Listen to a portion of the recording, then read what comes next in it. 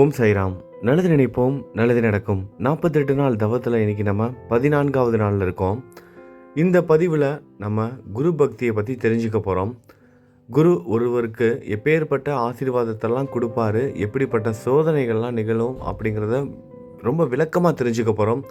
ஏற்கனவே நம்ம தீபகன் அப்படிங்கிற ஒரு சீடர் தன்னோட குரு மேலே எவ்வளவு நம்பிக்கையோட அவருக்கு சேவையெல்லாம் செய்துக்கிட்டு இருந்தார்.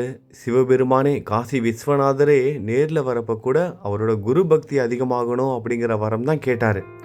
அந்த மாதிரி தான் இன்றைக்கும் நம்ம ஒரு சில விஷயங்களை தெரிஞ்சுக்க போகிறோம். மிக மிக முக்கியமான பதிவு. குருவை பின்பற்றுபவர்களுக்கு இந்த பதிவில் நிறைய விஷயங்கள் தெரிஞ்சுக்க போகிறீங்க. அது மட்டும் இல்லாமல் நீங்கள் மற்றவங்களுக்கும் இந்த கதைகள் எல்லாம் சொல்ல போகிறீங்க. இன்றைய பதிவு மிக மிக முக்கியமானது. கேட்குற உங்களுக்கு மட்டும் கிடையாது, நீங்கள் கேட்குறதுனால இதன் மூலமாக உங்களை சார்ந்தவங்களும் உங்கள் கூட இருக்கவங்களும் பயன்பெற போகிறாங்க. நீங்கள் நிறைய பேருக்கு அறிவுரை வழங்க போகிறீங்க. அதனால் முழுவதுமாக கேளுங்க, கவனமாக கேளுங்க. நம்ம நேற்றைய பதிவில் பார்த்துருந்தோம், ஸ்ரீ நரசிம்ம சரஸ்வதி அவர்கள் தன்னோட சீடர்களை எல்லாம் தீர்த்த யாத்திரைக்கு அனுப்பி வச்சுட்டு அவர் மட்டும் தனிமையில் இருக்கணும்னு விருப்பப்படுறாரு. அவருக்கு சேவை செய்வதற்காக இந்த கதையெல்லாம் நமக்கு சொல்லிக்கிட்டு இருக்க சித்த முனிவர் மட்டும் அவர் கூடவே இருந்து சேவைகள் செய்துக்கிட்டு இருக்காரு. இப்பொழுது நாமதரகன் தொடர்ந்து கேட்குறாரு, சித்த முனிவரே, நீங்கள் மட்டும் அவர் கூட இருந்தீங்க, அப்போ என்னென்ன நடந்துச்சு அப்படிங்கிறது உங்களுக்கு நல்லாவே தெரிஞ்சிருக்கும், எனக்கு சொல்லுங்கள், நான் கேட்கணுன்னு ரொம்ப ஆவலாக இருக்கேன் அப்படின்னு சொல்லவும் சித்த முனிவர் சொல்கிறாரு, நான் குருவுக்கு சேவை செய்து கொண்டு அவருடன் இருந்தேன். வைத்தியநாதத்தில் ஸ்ரீ குரு அவர்கள் 1 வருடம் மறைமுகமாக இருக்க நினைத்தார். அப்பொழுது ஒரு நாள் பிராமணன் ஒருவன் ஒரு பிராமணர் வரார் அவரை தேடி. குருவை பார்த்து கேட்குறாரு, சுவாமி, உங்களை பார்த்து உடனே என்னோட மனம் மிக்க மகிழ்ச்சி அடைந்தது. ஆனால் நான் நீண்ட நாட்களாக ஆத்ம சித்திக்காக, அதாவது மன அமைதிக்காக தவம் செய்தும் எந்த ஒரு புண்ணியமும் இல்லை. என்னோட மனம் சாந்தமே அடையலை, எனக்கு ஞானமும் கிடைக்கல. நான் ஞானம் அடையாததற்கும் என்னோட மனம் சாந்தம் அடையாததற்கும் காரணம் என்னன்னு எனக்கு புரியலை. நீங்கள் இந்த உலகை காப்பதற்காக அவதரித்த மகான். நான் ஞானம் பெறுவதற்கு ஏதாவது உபதேசம் செய்ய வேண்டுமென்று வேண்டி கேட்டுக்கிறான். ஒரு பிராமணர் கேட்குறாரு, குருவை பார்த்து கேட்குறாரு, என்னோட மனசு சாந்தம் அடையலை, எனக்கு அமைதி இல்லை, எனக்கு எந்த அறிவும் கிடைக்கல, எந்த ஞானமும் என்னால் பெற முடியல, நான் எவ்வளவோ தவம் செய்தேன், எதுவும் எனக்கு பயன் கொடுக்கல, நீங்கள் தான் எனக்கு ஏதாவது உபதேசம் கொடுக்கணும் அப்படின்னு வேண்டி கேட்கும்போது குரு அவர்கள் கொஞ்சமாக சிரித்த முகத்தோடு அவனை பார்த்து கேட்குறாரு, நீ நீண்ட நாட்கள் தவம் செய்த அப்படின்னு சொல்கிறியே, அப்படி தவம் செய்வதற்கு குருவிடம் ஏதாவது உபதேசம் பெற்றாயா? சுவாமி கேட்குறாரு, நீ ஏதாவது குருவோட வழிகாட்டுதலோட நீ தவத்தை மேற்கொண்டாயா அப்படின்னு கேட்குறாரு. அதற்கு அவன் சொல்கிறான், சுவாமி, நான் ஒரு குருக்கிட்ட ஞானம் பெறுவதற்காக உபதேசம் செய்ய வேண்டினேன், அவர்கிட்ட கேட்டேன். ஆனால் அவரோ நான் ஞானம் பெறுவதற்கு வேதம், சாஸ்திரம், தர்க்கம், வியாக்கரணம், பாஷ்யம் முதலியவை சொல்லிக் கொடுக்காமல் அவருக்கு சேவைகள் செய்ய மட்டுமே என்னை வச்சுக்கிட்டாரு. எனக்கு எதையுமே சொல்லிக் கொடுக்கல, வேத சாஸ்திரங்கள் எதையுமே சொல்லிக் கொடுக்காமல் அவருக்கு சேவை செய்வதற்காக மட்டுமே என்னை பயன்படுத்தினார். அது மட்டும் இல்லாமல் உனக்கு புத்தி ஒருமைப்படலை, உன்னோட மனசு ஒருமைப்படலை, அதனால் நான் உனக்கு ஏதும் சொல்லிக் கொடுக்க முடியாது அப்படின்னு நிராகரிச்சிட்டாரு. நான் சொன்ன சாதாரண வேலைகளை கூட உன்னால் சரியாக செய்ய முடியல அப்படின்னு திட்டிக்கிட்டே இருப்பார். நீண்ட நாட்கள் ஆகியும் எனக்கு எதுவுமே அவர் செய்யவே இல்லை, எனக்கு எதையுமே சொல்லிக் கொடுக்கவே இல்லை. நீண்ட நாட்களாக அவரோட வேலை செய்வதற்காக மட்டுமே தான் என்னை பயன்படுத்திக்கிட்டாரு. அதுவும் என்னை திட்டுவார், நான் சொல்கிற சாதாரண வேலையை கூட உன்னால் சரியாக செய்ய முடியாதான்னு சொல்லிட்டு திட்டுவார், கோவப்படுவார். அதனால் ஒரு நாள் நான் அவர்கிட்ட கோபிச்சுக்கிட்டு அவர் சொன்ன வேலையை நான் செய்யாமல் அவரை விட்டுட்டு வந்துட்டேன், அவர்கிட்ட சொல்லாமையே வந்துட்டேன் அப்படின்னு சுவாமிகிட்ட, ஸ்ரீ நரசிம்ம சரஸ்வதி கிட்ட அந்த பிராமணர் சொல்கிறாரு. அதற்கு சுவாமி சொல்கிறாரு, நீ எவ்வளவு பெரிய தவறு செய்திருக்க அப்படின்னு உனக்கு தெரியுமா? நீ செய்த தவறு தற்கொலைக்கு சமமானது. ஒரு தற்கொலை செய்தால் எவ்வளவு பாவம் கிடைக்குமோ, எவ்வளவு தவறான விஷயமோ அந்த தவறு தான் நீ செஞ்சுருக்க. உன்னிடம் இருக்கும் அறியாமையை தெரிந்து கொள்ளாமல், உன்னிடம் இருக்கிற அந்த அறியாமையை தெரிந்து கொள்ளாமல் உன்னோட குருவையே நீ தவறாக பேசுகிற. இது எவ்வளோ பெரிய தவறு தெரியுமா? நீ உண்மையாகவே ஒரு குரு துரோகி. ஒரு குரு துரோகி உலகிலும் மேலுலகிலும் சுகம் கிடைக்காது, இந்த உலகத்தில் மட்டும் கிடைக்காது.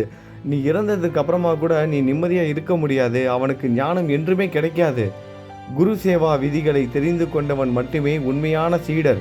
உண்மையான குரு பக்தனுக்கு தான் வேதங்கள் தெரிந்து கொள்ள முடியும். உண்மையான குரு பக்தனால் மட்டும்தான் வேதங்களை தெரிந்து கொள்ள முடியும். அது மட்டுமின்றி குருவின் அருளையும் ஆசையையும் பெற முடியும். உன் போன்ற குரு துரோகியின் முகம் பார்ப்பது கூட அபசகனம்.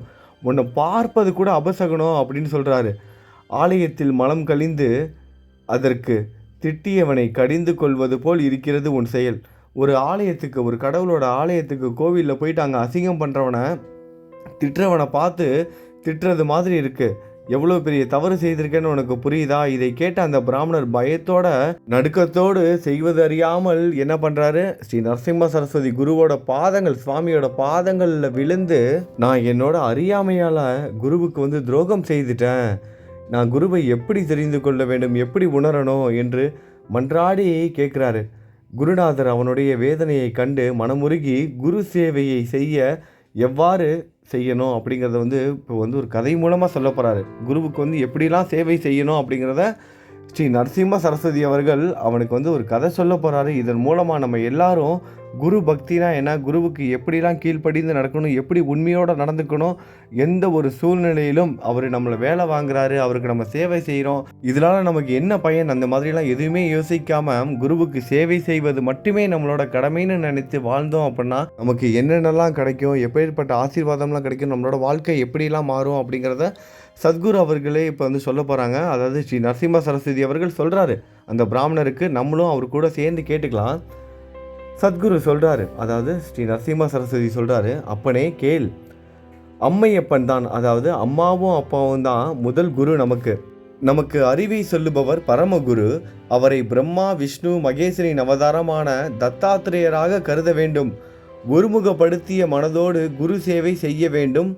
பாரதத்தில் இப்படி குரு சேவை செய்து குருவின் அருளையும் ஆசியும் பெற்றவர்களின் கதையை சொல்கிறேன் கேள்னு ஒரு கதையை சொல்கிறாரு. துவாபர யுகத்தில் தௌமியர் என்ற ஒரு மகரிஷி இருக்கிறார். துவாபர யுகத்தில் மகரிஷி, அதாவது தௌமியர் அவரோட பேர். அவர்கிட்ட ஒரு 3 பேர் சீடர்களாக இருக்கிறாங்க. ஒருத்தரோட பேர் அருணன், இன்னொருத்தரோட பேர் பைதன், மற்றும் ஒருவர் உபமணியும். அருணன், பைதன், உபமணியும் என்ற 3 சீடர்கள் தௌமியர் மகரிஷிக்கு சேவைகள் செய்து கொண்டு இருக்காங்க. அப்படி இருக்கும்போது சீடர்களின் அகங்காரத்தை போக்குவதற்காக, குரு பக்தியை பெற்று மனதை ஒருங்கிணைப்பதற்காக அவர்களுக்கு வீட்டு வேலைகளையும் குருவின் தேவைகளையும் பூர்த்தி செய்ய சொல்வார்கள். என்ன பண்ணுவாங்களாம், குருமார்கள் அவங்களோட அகங்காரத்தை எல்லாம் ஒழிப்பதற்காக வீட்டு வேலைகள், அப்புறம் அவங்களுக்கான சேவைகள், இது எல்லாத்தையும் குரு செய்ய வைப்பாராம். அப்படி அவர்கள் செய்யும் வேலையின் தரத்தை பார்த்து அவர்கள் கல்வி அருள் பெறுவார்கள். அதாவது குரு எப்படி போதிப்பாங்கன்னா, அவங்க எந்த அளவுக்கு கீழ்ப்படிந்து இருக்காங்க, எந்த அளவுக்கு, அதாவது சொல்கிற வேலையை எந்த ஒரு அகங்காரமும் இல்லாமல். ஏன்னா குருக்கிட்ட வரவங்க சாதாரணமானவங்களாக மட்டும் இருக்க மாட்டாங்க. பெரிய பெரிய ராஜ பதவிகளில் இருக்கவங்க கூட வருவாங்க, அவங்களோட மகன்கள் கூட வருவாங்க, இளவரசர்கள் கூட வருவாங்க. அவங்களுக்கு அவங்களோட குலம், கோத்திரம், அவங்க எப்பேற்பட்ட குடும்பம், அவங்க எவ்வளோ பெரிய உயர்ந்த அந்தஸ்தில் இருக்காங்க, இந்த சமூகத்தில் எவ்வளோ பெரிய முக்கியமானவங்க, இதெல்லாம் பார்க்க மாட்டாங்க. குருவுக்கு எந்த அளவுக்கு கீழ்ப்படிந்து நடக்கிறாங்க, அதை வைத்து தான் அவங்களுக்கு அருளும் ஞானமும் கிடைக்கும். அப்போ குரு இது எல்லாத்தையும் பார்ப்பாராம். அப்படி இருக்கும்போது அவங்களோட அந்த தரத்தை பிரித்து பார்ப்பதற்காக தௌமியர் ஒரு சில விசேஷமான பரீட்சைகள்லாம் வைக்கிறாரு. ஒரு நாள் இதற்காக தௌமியர் அருணியை, அதாவது மொத்தம் 3 பேர் இருக்காங்க, நல்லா பேரை கேட்டுக்கோங்க. அருணன், பைதன், உபமணியும், இந்த 3 சீடர்களில் முதலானவர் தான் அந்த அருணி. அந்த அருணனை கூப்பிட்டு என்ன பண்ணுறாரு, நீ நமது வயலுக்கு ஏரியிலிருந்து தண்ணீரை பாய்ச்ச வேண்டும், இல்லை என்றால் நமது நெல் பயிர் காய்ந்து விடும். தௌமியர் என்ன பண்ணுறாரு, மகரிஷி நீ வயலுக்கு போ, நம்மளோட வயலுக்கு போய் அங்கே இருக்கிற ஏரியிலிருந்து தண்ணீரை எடுத்து பாய்ச்சி, அப்படி இல்லைன்னா அதெல்லாம் காஞ்சி போயிடும் அப்படின்னு சொல்லி அவனுக்கு அந்த வேலையை கொடுத்து அனுப்பி வைக்கிறாரு முதல் சீடனுக்கு, அதாவது அருணனுக்கு. அவனும் குருவோட சொல்படி அவரோட பேச்சு கேட்டுட்டு அவருக்கு சேவை செய்வதற்காக, அதாவது குரு சொல்கிற வேலையை செய்வதற்காக மிகவும் ஈடுபாடோடு நமக்கு அற்புதமான ஒரு வாய்ப்பு கிடைச்சிருக்கு. இந்த அற்புதமான வாய்ப்பை நம்ம தவற விட்டுறக்கூடாது. குருவுக்கு சேவை செய்வதற்காக அற்புதமான ஒரு வாய்ப்பு கிடைச்சிருக்குன்னு அவரும் மிகுந்த ஈடுபாடோடு அந்த வயல்வெளிக்கு போகிறாரு. அருகில் இருக்கும் ஏரியிலிருந்து தண்ணியெல்லாம் பாய்ச்சி ஒரு கால்வாய் மூலமாக அந்த வயல்வெளிக்கு பாய்ச்சிறாரு. அந்த கால்வாயில் தண்ணி போய்கிட்டு இருக்கும்போது பக்கவாட்டில் ஒரு சைடு உடைப்பு ஏற்பட்டு தண்ணீர் எல்லாம் வெளியேற ஆரம்பிக்குது. அவரும் எவ்வளோ முயற்சி பண்ணி பார்க்குறாரு. அந்த அருணன்கிற சீடரும் மண், கல் என்னென்னமோ எடுத்து போட்டு பார்க்குறாரு. ஆனால் எதுவுமே பயன் பெறலை. அந்த அடைப்பு மேலும் மேலும் அதிகமாகிட்டே தான் போகுது. எந்த கல் போட்டாலும் மண் போட்டாலும் அந்த தண்ணீரோட வேகத்தினால அந்த உடைப்பு மீண்டும் மீண்டும் ஏற்பட்டுக்கிட்டே தான் இருக்குது. அந்த அடைப்பை இவரால் நிரப்ப முடியல. என்ன செய்யறதுன்னு தெரியாமல் பக்கவாட்டில் அந்த அடைப்பை நிரப்புவதற்காக அந்த அடைப்பை வந்து சரி செய்யணும்ல, இல்லைன்னா தண்ணி எல்லாம் வெளியே போயிடும், வயல்வெளிக்கு தண்ணி போகாது. அதனால வேற வழி இல்லாம பக்கவாட்டுல இவரே படுத்துறாரு. ஒரு அணை மாதிரி, ஒரு செவுரு மாதிரி என்ன பண்ணாரு, இவரே வந்து படுத்துறாரு. தன்னோட உயிரை பணையம் வைத்தாவது குரு கொடுத்த வேலையை செய்து முடிக்கணும் அப்படின்னு இவரோட உடலே இப்போ வந்து ஒரு செவுரா, ஒரு கரையா இருக்கு. அந்த கால்வாய்க்கு ஒரு கரையாக வந்து பயன்பட்டுக்கிட்டு இருக்கு. இவர் வந்து படுத்துறாரு. இவர் படுத்த உடனே அந்த கால்வாயில் இருக்கும் அடைப்பு இவரால் வந்து மூடப்படுகிறது. அதனால் தண்ணீர் வந்து சரியாக முறையாக வந்து வயலுக்கும் வந்து பாய தொடங்குகிறது. ஆனால் அப்படியே கொஞ்சம் நேரமாக ஆகுது, மணிக்கணக்காக ஆகுது, இரவு நேரமும் ஆகிறது. ஆனால் இன்னும் அருணன் வந்து வரலை. அவரோட ஆசிரமத்துக்கு இன்னும் போகலை. நேரம் ஆகிருச்சு. அருணனை காணோம். தௌமியர் தேடுறாரு. என்னடா நம்ம அனுப்பின சீடனை இன்னும் காணுமே, என்னாச்சு ஏதாச்சுன்னு தெரிந்து கொள்வதற்காக அந்த வயல்வெளிக்கு நேரடியாக தௌமியரே வராரு. அங்கே வந்து பார்த்தா அருணன் சுயநினைவு இல்லாமல் அந்த கால்வாயில் படுத்திருக்காரு. பக்கவாட்டில் அந்த தண்ணி போய்கிட்டே இருக்கு. மணி நேரமாக மணிக்கணக்காக அந்த நீரிலேயே இருந்ததுனால அவரோட உடல் முழுவதும் விரைத்து போய் சுயநினைவே இல்லாமல் மயக்க நிலையில் படுத்து கிடக்கிறாரு. உயிருக்கு ஆபத்தான நிலையில் படுத்திருக்கிறத பார்த்த தௌமியர் என்ன பண்ணுறாரு, அவரே இறங்கி அந்த கால்வாயில் இறங்கி தன்னோட சீடனை இரு கைகளால் தூக்கி கரைக்கு கொண்டுட்டு வராரு. அவரை அந்த அருணனை சுயநினைவுக்கு கொண்டுட்டு வராரு. முதலுதவியெல்லாம் செய்து தௌமியர் என்ன பண்ணுறாரு, சுயநினைவுக்கு கொண்டுட்டு வந்து என்னாச்சு இங்கே, ஏன் மயக்கம் போட்டு படுத்திருக்க அப்படின்னு சொல்லி கேட்கவும் அருணன் காமிக்கிறார் அந்த இடத்துல வந்து உடைப்பு ஏற்பட்டிருக்கு. நான் எவ்வளவோ முயற்சி பண்ணேன், ஆனால் தண்ணீர் வந்து பக்கவாட்டு வழியாக வந்து வெளியே போயிட்டு அந்த உடைப்பு வழியாக வெளியே போய்கிட்டே இருக்கு.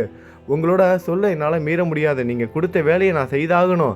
அதுக்காக தான் நான் இப்படிப்பட்ட ஒரு வேலையை செய்துட்டேன். என்னோட உயிரை வந்து பணையம் வைத்து இந்த வேலையை நான் செய்துட்டேன். என்னை மன்னிச்சிக்கோங்க. உங்களோட பேச்சை நான் கேட்கணும், உங்களோட சொல்லை நான் வந்து செய்யணும், அதாவது நீங்கள் கொடுத்த கட்டளையை நான் நிறைவேற்றணும் அப்படிங்கிறதுக்காக தான் இதை செஞ்சேன். என்னை மன்னிச்சிக்கோங்கன்னு சொல்லிட்டு, அது மட்டும் இல்லாமல் உங்களை இவ்வளோ தூரம் நான் வர வச்சுட்டேன், என்னை மன்னிச்சிக்கோங்கன்னு சொல்லிட்டு மன்னிப்பும் கேட்குறான். அவரோட குரு பக்தியை பார்த்த தௌமியர் ரொம்ப சந்தோஷம் அடைந்து அவனுக்கு அருளும் ஆசையும் கொடுக்குறாரு. தௌமியர் அருணியின் குரு பக்திக்கும் தைரியத்திற்கும் உவந்து அவனுக்கு எல்லா வித்தைகளையும் வேதங்களையும் பெறுவான் என ஆசீர்வதித்தார்.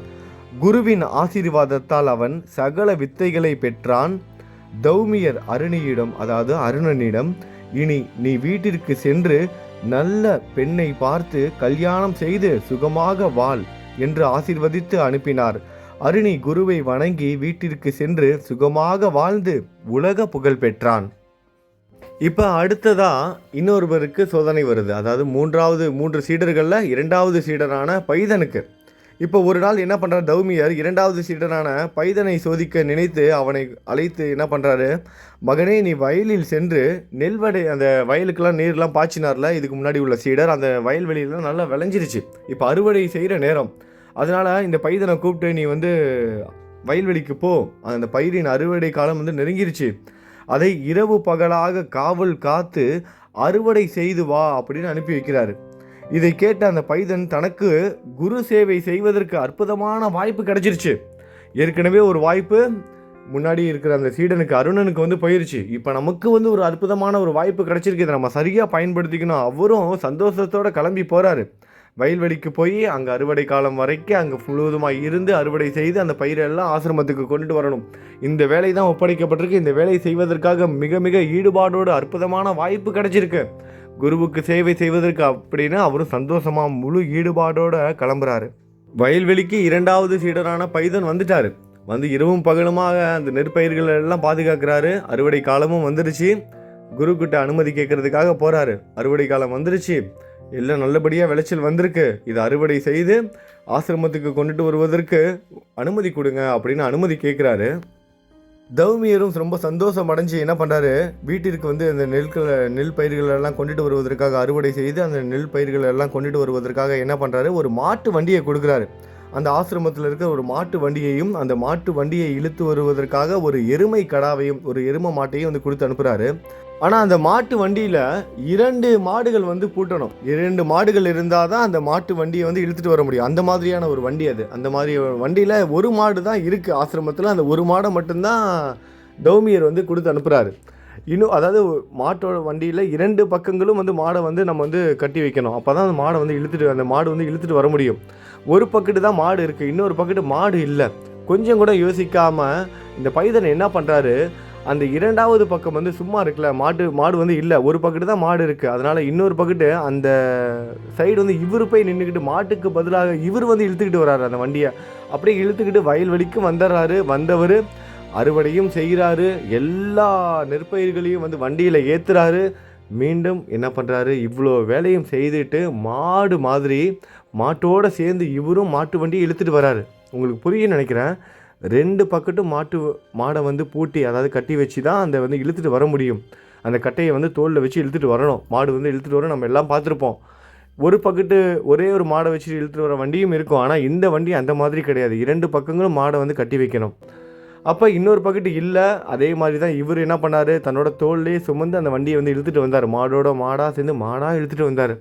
இப்போ வரும்போதாவது வண்டி வந்து சும்மா இருந்தது. வெயிட் வந்து கம்மியாக இருந்திருக்கும், பாரம் இல்லாமல் இருந்திருக்கும். இப்போ நெற்பயிர்களை ஃபுல்லாக ஏற்றியாச்சு. அந்த வெயிட்டையும் தன்னோட தோளில் சுமந்துக்கிட்டு அந்த வலியை வந்து அப்படியே தாங்கி கொண்டு அப்படியே இழுத்துட்டு வராரு. வலியெல்லாம் அவர் உணரலை. குருவுக்கு வந்து சேவை செய்யணும், அவர் கொடுத்துருக்க வேலையை வந்து செய்யணும். அது மட்டும்தான் பைதனோட மனசில் ஓடிக்கிட்டே இருக்குது. அவரும் வந்து சந்தோஷமாக இழுத்துட்டு வராரு. எல்லா வேலையும் முடிச்சுட்டு, அப்பாடா நமக்கு ஆசிரமத்துக்கு கொண்டு சேர்க்க போகிறோம் அப்படின்னு ரொம்ப சந்தோஷமாக அந்த வலியை கூட பொருட்படுத்தாமல் இழுத்துட்டு வரும்போது ரொம்ப மழை பெய்யுது. மழை பெஞ்சு சேரும் சகதியுமாக இருக்குது. போகிற பாதையெல்லாம் சேரும் சகதியுமாக இருந்தால் வண்டி போடுறது கஷ்டம். மிகுந்த கடினமான உழைப்பை கொடுத்து மாடோடு சேர்ந்து அந்த வண்டியை இழுக்க முயற்சி பண்ணி இழுத்துக்கிட்டு வரும்போது அந்த மாட்டோட சக்கரங்கள் என்ன பண்ணுது, ஒரு பள்ளத்தில் ஒரு சகதியில் மாட்டிக்குது.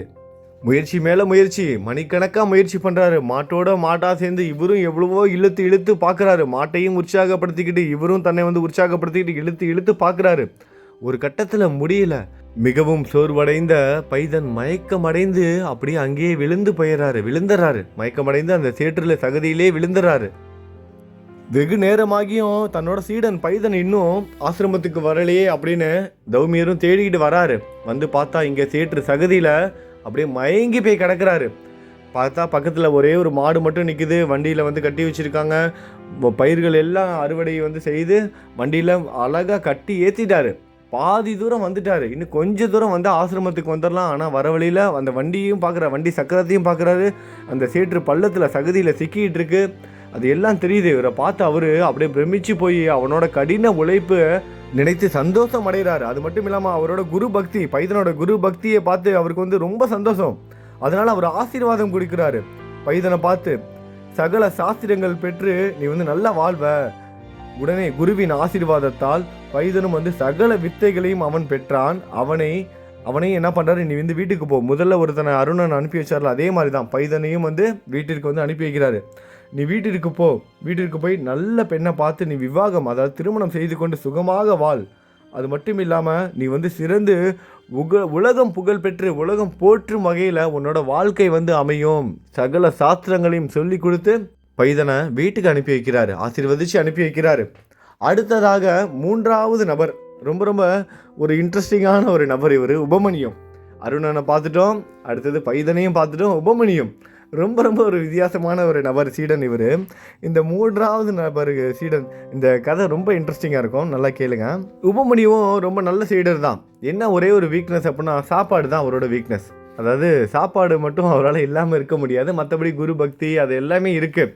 இந்த சாப்பாடு அதிகமாக சாப்பிட்றதுனால அவரால் எதையுமே வந்து கற்றுக்கொள்ள முடியல. ஏன்னா சாப்பாடு அதிகமான என்ன ஆகும், உடல் வந்து மந்தமாகிரும். நம்மளோட கவனம் வந்து ஒழுங்காக இருக்காது. நம்ம எதையும் வந்து படிக்க முடியாது. அதனால தான் அறவயிரோடு படிக்கணும் அப்படின்னு சொல்லுவாங்க. படிக்கிற குழந்தைங்களுக்கு கூட நீ நல்லா சாப்பிட்டுட்டேன்னா தூங்கிடுவேன், அதனால் கொஞ்சமாக சாப்பிட்டுட்டு படி அப்படின்னு நம்ம குழந்தைங்களுக்குலாம் கூட சொல்லுவோம். நமக்கு நம்ம அம்மா அப்பாலாம் சொல்லியிருப்பாங்க. அதே தான் இங்கேயும் நடந்துகிட்டு இருக்கு. இப்போ தௌமியர் பார்க்குறாரு, இவன் நல்லா சாப்பிட்றான், அதனால தான் இவனால் எதையுமே கற்றுக்க முடியல. இவனுக்கு நம்ம ஏதாவது கற்றுக் கொடுக்கணும். முதல்ல இவனோட உடலெல்லாம் இளைக்க வைக்கணும். அதெல்லாம் தெரிஞ்சுக்கிட்டு அவர் என்ன பண்ணுறாரு, இந்த மாடுகளை, இந்த பசு மாட்டுகள் எல்லாம் மேய்த்துட்டு வர வேலையை வந்து கொடுக்குறாரு. இதை வந்து காட்டுக்கு ஓட்டிகிட்டு போ, மேய்ச்சலுக்கு ஓட்டிகிட்டு போயிட்டு நீ வந்து ஈவினிங்கில் வந்து கூட்டிகிட்டு வா அப்படின்னு சொல்லி அனுப்பி வைக்கிறாரு.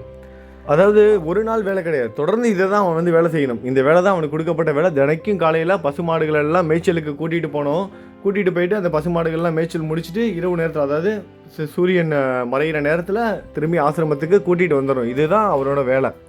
இப்படி இருக்கும்போது ஒரு நாள் அவர் முதல் நாள் வந்து கூட்டிகிட்டு போகும்போது என்ன ஆகுது, கொஞ்சம் நேரத்துலேயே அவனுக்கு வந்து பசிக்க ஆரம்பிக்குது. ஏன்னா இவரால் தான் பசியை வந்து கண்ட்ரோல் பண்ண முடியாது. உபமன்யு அவரோட பேர். அந்த சீடனோட பேர் வந்து உபமன்யு. உபமன்யுவால் பசியை வந்து பொறுத்துக்க முடியல. அதனால் என்ன பண்ணுறாரு, கொஞ்ச நேரத்துலேயே அந்த பசுமாட்டை வந்து, அதாவது 1 2 மாடுகள் கிடையாது, நிறைய மாடுகள், அந்த எல்லா மாடுகளையும் என்ன பண்ணுறாரு, திரும்பி ஆசிரமத்துக்கே வந்து ஓட்டிகிட்டு வந்துடுறாரு. பசி தாங்க முடியாமல், ஏன்னா ஆசிரமத்துக்கு வந்தால் தான் சாப்பாடு கிடைக்கும், காட்டுலலாம் கிடைக்காது எதுவும். அவர் என்ன பண்ணுறாரு, திரும்பி ஆசிரமத்துக்கே கூட்டிகிட்டு வந்துடுறாரு. இவர் குரு கேட்குறாரு, என்னப்பா இப்போ தான் போனால் அதுக்குள்ளேயே வந்துட்டேன், என்னாச்சு அப்படின்னு கேட்குறாரு. இல்லை, என்னால் பசியை வந்து கண்ட்ரோல் பண்ண முடியல, அதான் சாப்பிட்றதுக்காக நான் வந்துட்டேன் அப்படின்னு சொல்கிறாரு. அதை கேட்ட குரு என்ன சொல்கிறாரு, நீ இனிமேல் அதாவது காலையில் நீ போன அப்படின்னா மாலை வரை சூரியன் சாயிற வரை, சூரியன் வந்து மறையிற வரைக்க நீ என்ன பண்ணணும், இந்த பசுமாடுகள் எல்லாம் மேய்ச்சலுக்கு வந்து விட்டுட்டு அதுக்கப்புறமா தான் நீ வரணும். இன்றைக்கி வந்த மாதிரிலாம் வந்துடக்கூடாது. காலையில் நீ பசுமாட்டுகளை ஓட்டிட்டு காட்டுக்குள்ளே போனேன்னா மேய்ச்சல்லாம் முடிச்சுட்டு சூரியன் சாயிற நேரத்தில் தான் நீ வந்து திரும்பி வரணும், வீட்டுக்கு ஆசிரமத்துக்கு வரணும். இனிமேட்டு இந்த மாதிரி செய்யாத அப்படின்னு சொல்லி அனுப்பி வைக்கிறாரு. அடுத்த நாள் காலையில் குரு சொன்ன மாதிரியே இவர் உபமன்யு என்ன பண்ணுறான், அந்த சீடன் என்ன பண்ணுறான், பசு மாடுகளெல்லாம் கூட்டிகிட்டு காட்டுக்கு வந்து மேய்ச்சலுக்கு போகிறான். போய் கொஞ்ச நேரத்துலேயே அவனுக்கு பசிக்கவும் ஆரம்பிச்சிருது. ஆனால் ஆசிரமத்துக்கு போக முடியாது, குரு வந்து வரக்கூடாது, சூரியன் சாயிற நேரத்தில் தான் வரணும்னு சொல்லிட்டாரு. என்ன பண்ணுறதுன்னு தெரியாமல் அப்படியே யோசிக்கிறாரு. பக்கத்தில் பார்த்தா ஒரு கிராமம் வந்து தெரியுது கண்ணில். உடனே இவர் என்ன பண்ணார், பசுமாடுகளெல்லாம் ஒரு பத்திரமான இடத்துல மேய்ச்சலுக்கு வந்து விட்டுட்டு அந்த கிராமத்துக்கு அவசரமாக போய் என்ன பண்ணுறாரு, பிச்சை எடுத்து சாப்பிட்றாரு. இதே வந்து 1 நாள் இல்லை 2 நாள் இல்லை, தினமும் இதே தான் நடக்குது. தினமும் காலையில் போகிறாரு, போன கொஞ்ச நேரத்துலேயே பசிக்க ஆரம்பிக்குது. எப்பப்பெல்லாம் பசிக்குதோ, அதாவது அந்த மாடுகள் மேய்ஞ்சிட்டு இருக்கும்போது எப்பப்பெல்லாம் பசிக்குதோ அந்த கிராமத்துக்கு போய் அங்கே இருக்க வீடுகளில் போயிட்டு பிச்சை எடுத்து சாப்பிட்றாரு. இதே ஒரு வழக்கமாக கொண்டுட்டு இருக்காரு. இப்படியே நாட்கள் போகுது. கொஞ்ச நாள் கழித்து தௌமியர் அந்த குரு வந்து அவரை பார்க்குறாரு, மகரிஷி பார்க்குறாரு. என்னடா இவனை நம்ம வந்து காலையில் அனுப்பி வைக்கிறோம், அவன் ஈவினிங்கில் தான் வரான், சாயங்காலம் தான் வரான், பகல் பொழுது முழுதும் அவன் வந்து எதுவுமே சாப்பிட்றது கிடையாது. அப்படி இருந்தும் இவனோட உடல் எடை குறையவே இல்லையே, அதிகமாகிக்கிட்டே போதே, இது எப்படி நடக்குது அப்படின்னு அவருக்கு வந்து ஒரே ஒரு ஆர்வம். ஏன்னா இப்போ சாப்பிடாமல் இருந்தால் உடல் வந்து குறையணும், இவனுக்கு வந்து உடல் வந்து குறையணும் அப்படிங்கிறதுக்காக தான் அவனுக்கு வந்து இந்த மாதிரியான ஒரு வேலையை வந்து கொடுத்து அனுப்பியிருக்கோம். அப்படி இருக்கும்போது இவனுக்கு வந்து உடலே குறையவே இல்லை, உடல் எடை குறையவே இல்லை, மாறாக வந்து என்ன ஆகுது, உடல் எடை வந்து அதிகரிச்சுக்கிட்டே போகுது. அது என்ன நடந்துக்கிட்டு இருக்கு அப்படிங்கிறதுக்காக அவனை கூப்பிட்டு கேட்குறாரு, என்னப்பா நடக்குது, நீ காலையில் தான் சாப்பிட்டுட்டு இங்கே போகிற, பகல் பொழுது நீ சாப்பிட்றதே இல்லை, அப்புறம் மாலை பொழுதில் தான் சூரியன் சாஞ்சதுக்கப்புறம் வந்து இரவு நேரத்தில் தான் நீ சாப்பிட்ற, அப்படி இருந்தும் உன்னோட உடல் எடை ஏன் வந்து குறையாமல் இருக்குது, அதிகமாகிட்டே போகுது அப்படிங்கிற காரணத்தை வந்து கேட்குறாரு. அதற்கு அந்த உபமன்யு சொல்கிறான், சாமி என்னால் பசியை வந்து கட்டுப்படுத்த முடியல, போன உடனே எனக்கு பசிக்க ஆரம்பிச்சிருது, நான் என்ன பண்ணுறதுன்னு தெரியல, நீங்கள் இப்போ ஆசிரமத்துக்கும் வரக்கூடாதுன்னு சொல்லிட்டீங்க, அதனால் அந்த காட்டுக்கு பக்கத்தில் இருக்கிற கிராமத்துக்கு போய் அங்கே இருக்க வீடுகளை வந்து பிச்சை எடுத்து சாப்பிட்டுட்டு இருக்கேன் சாமி அப்படிங்கிற அந்த உண்மையையும் சொல்கிறான். அதை கேட்ட அந்த குருவுக்கு வந்து கோபம் வந்துடுது. அதாவது தௌமியர் வந்து கோபத்தோடு சொல்கிறாரு, நீ எப்படி இப்படி செய்யலாம், குருவுக்கு தராமல் நீ எப்படி சாப்பிடலாம், நீ பிச்சையே எடுத்து சாப்பிட்டா கூட அந்த சாப்பாடை நீ குருவுக்கு கொடுத்துட்டு தானே நீ சாப்பிட்ருக்கணும், அப்படி செய்யாததுனால நீ வந்து குருவுக்கு வந்து துரோகம் செய்கிற மாதிரி இல்லையா அப்படின்னு கேட்குறாரு. இவனு வந்து மன்னிப்பு கேட்குறான், குருவே நான் தெரியாமல் செய்துட்டேன், பசியால் இப்படி செய்துட்டேன் அப்படின்னு. உடனே அந்த குருவும் சொல்கிறாரு, சரி பரவாயில்ல வீடு, நாளையிலேருந்து நீ பிச்சை எடுக்கிறல அதை வந்து என்கிட்ட கொண்டு வந்து கொடுத்துட்றோம் சரியா அப்படின்னு சொல்லி அனுப்பி வச்சுறாரு. நாளையிலேருந்து நீ என்ன பண்ணணும், பிச்சை எடுக்கிற அந்த உணவை வந்து என்கிட்ட கொண்டுட்டு வந்துடணும் அப்படின்னு வந்து சொல்லிடுறாரு. உபமன்யுவும் அடுத்த நாள் காட்டுக்கு இந்த மாடுகளை ஓட்டிக்கிட்டு மேய்ச்சலுக்கு கூட்டிகிட்டு போகிறான். போயிட்டு பக்கத்தில் இருக்க கிராமத்தில் பசிக்காக என்ன பண்ணுறான், பிச்சையும் எடுக்கிறாரு. அந்த கிராமத்தில் போயிட்டு அங்கே இருக்க வீடுகளில் அந்த சீடன் வந்து பிச்சையும் எடுக்கிறான்.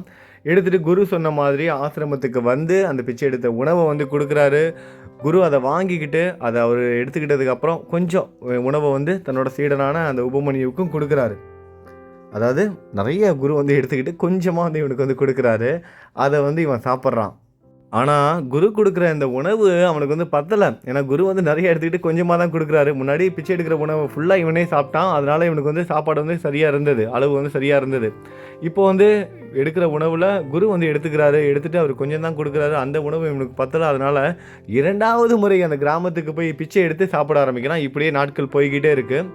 கொஞ்ச நாள் ஆகிடுது. கொஞ்ச நாள் ஆனதுக்கப்புறம் குரு திரும்பவும் அவனை கூப்பிட்றாரு. என்னடா நடந்துக்கிட்டு இருக்கு, உன்னோட உடம்பு வந்து குறையவே மாட்டேங்குது, நீ இன்னும் குண்டாகிக்கிட்டே போகிற, நீ சாப்பாட்டையும் கொண்டு வந்து என்கிட்ட கொடுத்துற, நீ ஏன் சாப்பாடு அங்கே இல்லாமல் இருக்க, பிச்சை தான் எடுக்கிற, பிச்சை எடுக்கிற சாப்பாடையும் கொண்டு வந்து என்கிட்ட கொடுத்துற, நான் கொஞ்சம் தான் கொடுக்குறேன், ஆனால் அந்த கொஞ்சம் சாப்பாடை சாப்பிட்டு உனக்கு எப்படி இப்படி உடம்பு இன்னும் அதிகமாகிட்டே போகுது, உடம்பு குறையவே இல்லையே அப்படிங்கிறத கேட்குறாரு. அப்போ அவன் சொல்கிறான், சாமி நான் பிச்சை எடுக்கிற உணவை கொண்டு வந்து உங்கள்கிட்ட வந்து கொடுத்துட்டேன், நீங்கள் அதை எடுத்துகிட்டு எனக்கு கொஞ்சமாக கொடுக்குறீங்க, எனக்கு அந்த உணவை சாப்பிட்டு கொஞ்ச நேரத்தில் திரும்பவும் பசிக்க ஆரம்பிக்குது, அதனால் 2வது முறையும் அந்த கிராமத்துக்கு நான் போய் பிச்சை எடுத்து சாப்பிட்றேன் குருவே அப்படிங்கிறதையும் சொல்கிறான். ஒரு விஷயத்தை மட்டும் இப்போ நம்ம நல்லா புரிஞ்சுக்கணும். இந்த முறை கூட உபமன்யு தன்னோட குருக்கிட்ட வந்து பொய் பேசவே இல்லை, உண்மையை வந்து சொல்கிறாரு. இப்போ 2வது முறையும் இவர் வந்து பிச்சை எடுத்து சாப்பிட்றாரு அப்படிங்கிறத தெரிஞ்சுக்கிட்ட குரு என்ன பண்ணுறாரு, 2வது முறை நீ வந்து பிச்சை எடுக்கிறல அதையும் என்கிட்ட வந்து கொடுத்துரு அப்படின்னு வந்து சொல்கிறாரு குரு. நீ முதல் தடவை எடுக்கிற பிச்சையை வந்து என்கிட்ட வந்து கொடுக்குறீல, அதே மாதிரி 2வது முறை எடுக்கிற பிச்சையை நீ என்கிட்ட வந்து கொடுக்கணும் அப்படின்னு ரொம்ப கண்டிப்பாக சொல்கிறாரு. உபமன்யுவும் ஆமான்னு சொல்லிட்டு மாடு மாதிரி தலையாட்டிட்டு குரு சொல்கிறது தானே தெய்வ வாக்கு, உடனே செஞ்சிடறேன் குருவேன்னு சொல்லிட்டு அடுத்த நாள்லேருந்து அதையே செய்ய ஆரம்பிக்கிறான். முதல் முறை பிச்சை எடுக்கும் போதும் அந்த உணவை கொண்டு வந்து குருக்கிட்ட கொடுத்துறான், குரு கொடுக்குற கொஞ்சம் உணவை தான் சாப்பிட்றான். 2வது முறையும் போய் பிச்சை எடுக்கிறான், அந்த உணவையும் கொண்டு வந்து குருக்கிட்ட கொடுக்குறான், குரு கொடுக்குற மீதம் இருக்கிற அந்த கொஞ்சம் உணவை தான் சாப்பிட்றான். ஆனால் அந்த உணவு அவனுக்கு பத்தலை. என்ன பண்ணுறதுன்னு தெரியாமல் வேறு ஏதாவது சாப்பாடு கிடைக்குமான்னு யோசிச்சுக்கிட்டு இருக்கும்போது மாடுகள் எல்லாம் மேய்ந்துக்கிட்டு இருக்குல்ல, அந்த மாட்டோட மடியில் அந்த மாடுகளோட கன்றுகள், பசுமாட்டோட கன்றுகள் பால் குடிக்கிறத பார்த்த உடனே இவனுக்கு ஒரு எண்ணம் வந்து உருவானது. இந்த கன்று குட்டிகள் எல்லாம் அவங்க அம்மா பசுக்கிட்ட பால்லாம் குடித்ததுக்கப்புறம் பசுவோட மடியில் மீதம் இருக்கும் பால் இருக்கும்ல, இந்த கன்றுக்குட்டிகள்லாம் குடித்தது போக மீதி பால் இருக்கும்ல, அந்த பாலை வந்து நம்ம குடிக்கலாம் அப்படின்னு சொல்லிட்டு அவனும் பசுமாட்டோட பாலை வந்து குடிக்க ஆரம்பிக்கிறான். இப்படியே நாட்கள் போகுது, இப்படியே தொடர்ந்து நடக்க ஆரம்பிக்குது. நாட்கள் போகுது, அவனோட உடல் எடை இன்னும் அதிகமாகுது. ஏன்னா பசும்பாலை அப்படியே குடிச்சிக்கிட்டு இருக்கான். அப்போனா உடல் எடை எவ்வளோ அதிகமாகிக்கிட்டே போகுது. குருவுக்கு ஒன்றும் புரியல. டேய் என்னடா நடந்துக்கிட்டு இருக்கு, பிச்சை எடுக்கிற உணவெல்லாம் கொண்டு வந்து என்கிட்ட கொடுத்துட்ருக்க, முதல்ல ஒரு தடவை பிச்சை எடுக்கிற உணவை கொண்டு வந்து கொடுத்த, அப்புறம் 2வது முறை நீயே வாங்கி சாப்பிட்ட, அதையும் கொண்டு வந்து என்கிட்ட கொடுன்னு சொன்னால் அதையும் கொடுத்த, நான் கொஞ்சம் தான் உனக்கு உணவு கொடுத்துருக்கேன், நீ சாப்பிட்ற இந்த கொஞ்சம் உணவை வைத்து எப்படி உன்னோட உடல் இன்னும் அதிகமாகுது, நீ கொஞ்சம் கூட வந்து இளைக்கவே மாட்டேங்கிறியே, என்ன தான் நடக்குது அப்படின்னு கேட்கும்போது அவன் சொல்கிறான், நான் வந்து பசுவோட பாலை அந்த கன்றுக்குட்டிகள்லாம் குடித்தது போக மீதம் இருக்கும்ல பால், அந்த பால் எல்லாத்தையும் நான் தான் தினமும் குடிச்சிக்கிட்டு இருக்கேன் அப்படிங்கிறத குருக்கிட்ட உண்மையை மறைக்காமல் எது நடந்ததோ என்ன பண்ணிக்கிட்டு இருக்கனோ அதை அப்படியே உபமன்யு வந்து சொல்கிறாரு. இதை கேட்ட குருவுக்கு வந்து கோபம் தாங்கலை. டேய் முட்டாளே, ஏண்டா இப்படி பண்ணுற, மாடோட எச்சி பாலை போய் குடிக்கிறியே, நீ அந்த மாடு மாதிரி புத்தி இல்லாமல் ஆயிடுவடா, இனிமேட்டு இந்த மாதிரி குடிக்கக்கூடாது அப்படின்னு சொல்லிடுறாரு. இவனும் வந்து சரி குருவே அப்படின்னு எப்போதும் போல் சொல்லிவிட்டு அடுத்த நாள் மாடுகளெல்லாம் ஓட்டிட்டு வயல்வெளிக்கு வந்து அந்த மேய்ச்சலுக்காக போகிறான். காட்டுக்குள்ளே போகும்போது இவன் நடந்து போயிட்டு யோசிச்சுக்கிட்டே போகிறான், என்ன பண்ணுறது, சாப்பாடு பிச்சை எடுக்கிற உணவையும் வந்து குரு வந்து வாங்கிக்கிறாரு, நம்மளை வந்து அதிகமாக சாப்பிடவும் விட மாட்டேங்கிறாரு, பசியை வந்து கண்ட்ரோல் பண்ண முடியல, மாடுகளோட பாலை தான் குடிச்சிட்டு இருந்தோம், அதுவும் குடிக்கக்கூடாதுன்னு சொல்லிட்டாரு, குருவோட பேச்சு தவிர நம்ம வந்து வேறு எதையும் நம்ம செய்யவும் கூடாது, என்ன பண்ணலாம், ஆனால் பசிக்குதே என்ன பண்ணலாம், வேறு ஏதாவது சாப்பாடு கிடைக்குமான்னு யோசிச்சுக்கிட்டே நடந்து போய்கிட்டே இருக்கான். அப்புறம் நடந்து போயிட்டு இருக்கும்போது எதர்ச்சியாக என்ன நடக்குது, அவனோட ஒரு எருக்கம் செடி மேலே அவனோட கைகள் பட்டு எருக்கம் செடியோட ஒரு சின்ன கிளை வந்து உடையுது. எருக்கம் செடி நம்ம எல்லாருக்கும் நல்லா தெரியும், அதுலேருந்து இந்த பால் வந்து வரும். அந்த எருக்கஞ்செடி வந்து அந்த கிளை உடைஞ்சி விழுந்தோன்னே அந்த சின்னதாக ஒரு குச்சி உடஞ்சி விழுகுது, அதுலேருந்து எருக்கம் பால் வந்து சுரந்து கீழே விழுகுது. அதை பார்த்து அவன் என்ன பண்ணுறான், பசி தாங்க முடியாமல் அந்த எருக்கம் செடி இலைகளை வைத்து ஒரு கிண்ணம் மாதிரி ஒரு பாத்திரம் மாதிரி செய்து அந்த எருக்கம் செடி அந்த இலைகளால் செய்த அந்த பாத்திரத்தால் அந்த எருக்கம் பாலை அந்த கிளையெல்லாம் உடச்சி விடுறான். உடச்சி விட்டு அது வந்து பால் நிறைய வருது. ஒவ்வொரு கிளையிலேருந்து வர பால் எல்லாம் சேகரித்து அதை வந்து வேறு வழியே இல்லை, இதை தான் குடிக்கணும், பசி தாங்க முடியாமல் அதை வந்து குடிக்க முற்படும்போது அதில் இருக்கிற ஒரு சிறு துளி தன்னோட கண்ணில் வந்து பட்டுருது. அவனோட கண்ணில் எருக்கம் பால் கண்ணில் பட்டால் கண்ணே போயிடும்னு சொல்லுவாங்க, நம்ம எல்லாம் கேள்விப்பட்டிருப்போம். சின்ன பிள்ளையாக இருக்கும்போது எருக்கம் செடி அந்த பூ பறிக்கிறதுக்காக போகும்போதெல்லாம் சொல்லியிருப்பாங்க. உங்களுக்குலாம் இந்த மாதிரி அனுபவம் இருக்கா? வீட்டில் பெரியவங்களாம் சொல்லுவாங்க எருக்கம் பால் கண்ணில் படக்கூடாதுன்னு. அந்த பால் வந்து இவனோட கண்ணில் வந்து பட்டுருச்சான். படவும் அவனுக்கு கண்ணு தெரியாமல் போயிடுச்சு. அவன் எங்கே போகிறது என்ன பண்ணுறதுன்னு தெரியல. பசுமாடுகளை தேடிக்கிட்டு போகிறான். ஏன்னா குருக்கிட்ட அந்த பசுமாடை கொண்டுட்டு போய் ஈவினிங்கில் போய் சேர்த்தவனும். அப்போ கூட கண்ணு தெரியாதப்போ கூட குரு கொடுத்த அந்த வேலையை செய்யணுங்கிற அந்த ஒரு எண்ணம் மட்டும் தான். அவன் கண்ணு தெரியலையே, அங்கேயே அவன் முடங்கி போய் நிற்கலை. அந்த பசுமாடுகளை தேடி கண்டுபிடிச்சி ஆசிரமத்துக்கு கூட்டிகிட்டு போனோம். அந்த ஒரு எண்ணத்தோடு அவன் என்ன பண்ணுறான், கண்ணு தெரியாமல் போனப்போ கூட அப்படியே தேடி அலையிறான். காடு முழுவதும் தேடி அலையிறான். திக்கு தெரியாமல் அலையிறான். இங்கிட்டா அங்கிட்டான்னு, மேற்கு திசையா கிழக்கு திசையா எதுவுமே தெரியாமல் அப்படியே அலையிறான். போகிற வழியில் ஒரு கிணறு இருந்திருக்கு. அந்த கிணறு கண்ணு தெரியாமல் என்ன பண்ணிட்டான், கிணறுக்குள்ளே விழுந்துட்டான். நேரம் ஆகிட்டே போது. உபமன்யும் இன்னும் ஆசிரமத்துக்கு வரல. தௌமியர் தேடிட்டு வராரு, காட்டுக்குள்ளே வராரு. என்ன ஆச்சுன்னு தெரியலையே, இவன் கரெக்டாக வந்துடுவானே, எதாக இருந்தாலும் அப்படியே நம்மக்கிட்ட வந்து சொல்லுவானே என்னாச்சு இந்த பையனுக்கு அப்படின்னு உபமன்யுவை தேடி வராரு. பயந்து போய் வராரு. ஏன்னா ரொம்ப வெள்ளந்தியான பையன்.